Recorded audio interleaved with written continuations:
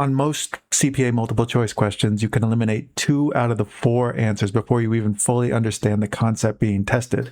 And that's not by luck, that's by structure. Test writers build answers in patterns, and 2 patterns show up constantly: twins and opposites. When 2 options are near identical, the answer usually lives in that pair. And the tiny difference between them is the exact thing the question is testing. I didn't just eyeball that. I've got 4 real questions, 3 sections. Watch the structure do the first half of the work. Let's get started. First question, read the stem. Patel disagrees with the proposed deficiency and wants judicial review without first paying tax. Which response is required? So just skimming the answer options: pay the asserted tax, B, request an administrative conference, C, file a petition with the U.S., D, file a petition with the U.S. Okay, so C and D are looking like twins. The only difference between them is the 90 days and the 150 days. So based on the twins concept, I'm going to eliminate A and D, or A and B. And just a quick sanity check. For example, we eliminated A, but let's just read it, see what it says. Pay the asserted tax, pay the asserted. Okay, so the question stem already says without first paying the tax. So A's sanity check passes to me. It's not a twin, and it immediately fails what the question's even asking. So we can get rid of A. We're going to stick with the twins. So the only difference is the 90 and the 150. This is where you have to know some content. Otherwise, you've got it down to a coin flip, which is not bad. But if you know a little bit of content, then you can finish off this question. Instead of a coin flip, you get a 1 out of 1 result, or a 2-headed coin. The 150, that's for, I think, people living outside of the U.S. If we look at what the question's asking, it does mention a U.S. address. So I'm going to go with C. But if I didn't know that, then I would be flipping between C and D. Yeah, it is C. Why isn't it D? The distractor is plausible because 150 exists when the notice is mailed to a foreign address. Yeah, so that's right, for the right reasons. Okay, next question. Oh, this one's short enough that I could just read the question. Don't have to bother trying to find what it's actually asking. Okay, so a CPA is completing an examination attestation engagement under SSAE. Assume the CPA does not withdraw from the engagement and the criteria are suitable and available to intended users. Which circumstance most directly triggers a disclaimer of opinion? Okay, so what of these triggers a disclaimer?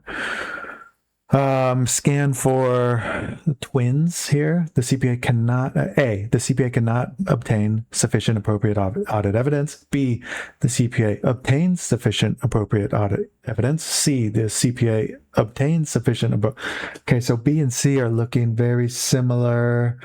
It looks like they obtained it and the criteria in a material and pervasive way. The matter departs from a criteria in a material but not pervasive way. Okay, so B and C are the twins, and that's the one distinction between the two: material and pervasive, and material but not pervasive. And then D, the CPA obtains sufficient appropriate audit evidence. Any departures from the criteria are not material. Okay, so just getting down to a coin flip, it's B or C.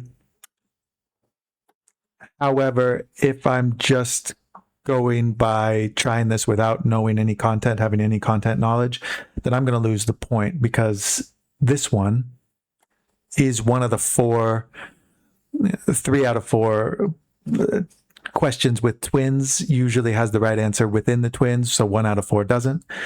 This is looking like 1 out of 4 that doesn't. Okay, next question. Read the stem. Which treatment is correct for the end of year 1? Well, let's just scan through the actual question real quick. Fair value option, corporate bonds, purchase 196, classified as available for sale. Okay, that means OCI, not net income for the bonds. Number 2 is publicly traded shares of a stock, 48,000. No significant influence.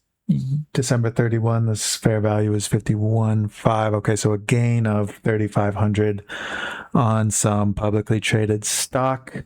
That's not the same as a bond held for available for sale. So this one is net income. Let's scan the options for some twins. Report the bonds at report the bonds at 193 with 4,500 unrealized loss in OCI. Okay, so that sounds good. Look for another one similar to that. Report the bonds at 197. Okay, a little different. C, report the bonds at 193 with the 45 unrealized going to net income. That's a little different. And we know that's wrong because it's not a net income for available for sale bonds. That's OCI. D, report the bonds at 193 with 4,500 unrealized loss in OCI. Okay, so it sounds a lot like A. And report the stock at 51 with the 3,500 unrealized gain in net income. A was the 3,500 unrealized gain in OCI. That would be for bonds. A and D are your twins, so you got it down to a coin flip. D is the right answer because, just for some content here, available for sale, bonds, OCI. Publicly traded stock, it's net income for the unrealized gain or loss. So the answer is D, no question about it. Yes. But even if you didn't know that last bit, you could still get it down to a coin flip without knowing much. Okay, next question. Read the STEM under US GAAP. ASC 260, which statement best describes Larch's year 2 EPS presentation? Okay, so scan for twins first. There's no obvious shape similarities between them. Should be presented for income from continuing and for net income. Should be presented only for net income. Okay, so there's no twins here. And you're not always going to get twins. That's fine. But there's a second tell for exactly this, and nobody teaches this. So split each of these options into two. It looks like they're each doing one thing and then doing a second thing. So figure out what that is. Sort of create like a 2x2 grid. Okay, so for A, basic and diluted should be presented for income and for income from continuing operations and for net income. Basic and diluted should be presented only for net income. Basic should be presented for income from continuing and net income, so that's both. And D, basic and diluted should be presented for income from continuing and for net income. Also both. But the second part of each sentence for A, but the option should be included. For B, and the option should be included. For C, but diluted EPS need not be presented because blah, blah, blah. We don't care about the why yet. And D, the option should be excluded. Okay, so A and B, you include the options. C and D, you exclude the options. But for the first part of the sentence, the presentation of it, A, continuing ops and net income, which is the same as D. And B and C, net income only. So to get this down to a coin flip, we try to find the one that has a competing option in the presentation and one for the options clause, whether to include or exclude. A and D both present continuing ops and net income. And they also share at least one other option with the options clause. A is the include, same as B, and D is the exclude, same as C. So to get it down to a coin flip, we're left with A and D as the most likely candidates here because they share the two halves of their answer option with at least one other of the three answer options. B and C are actually unique in how they suggest to present the first part of the sentence. So just flip a coin, A or D.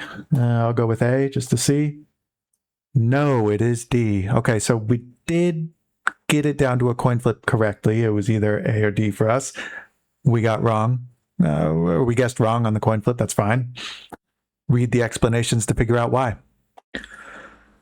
So that's it. Got 75, 3 out of 4 on this one. Not bad, considering I used hardly any content knowledge. But the main takeaways here for this video is before you read a single option carefully, look at the shape of it. Scan for twins. 2 options nearly identical. The answer probably lives inside that pair more often than not. And the difference between them is exactly the thing being tested. So unless the twins agree on something the stem never said, in which case they go down together. Number 2, if there are no twins, split the options into clauses and vote on each clause. The one that splits evenly is the fork. The one that doesn't, take the majority and kill whoever loses it. 3 absolute words, always, never, regardless. That one has its own video linked below. And none of this, again, replaces knowing the material. This simply helps you turn a 1 out of 4 guess when you don't know the material into a coin flip. And the actual concept flips the coin. So all 16 of the tells are up at chatcpa.io/tells, the number behind every one, including the weak ones, and these exact questions worked out so you can check my work. Free 20-question sample there too at chatcpa.io/exam.